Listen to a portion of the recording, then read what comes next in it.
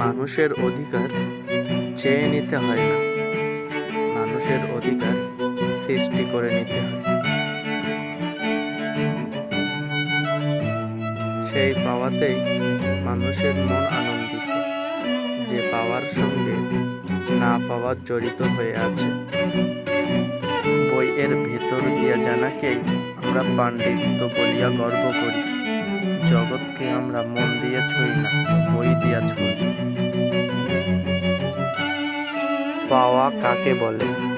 যে মানুষ জানে না, সোয়াকেই সে পাওয়া মনে করে। যাহারা নিজের বিশ্বাস নষ্ট করে না, তাহারাই অন্যের বিশ্বাস করে।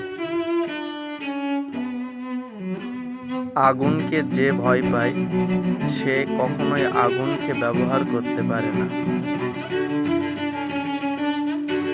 জীবনের কোনো লক্ষ্য নেই, অথচ শিক্ষা আছে, ইহাতে কোনো অর্থ নেই। বিদ্যা সহজ, শিক্ষা কঠিন। বিদ্যা আবরণে, আর শিক্ষা আচরণে।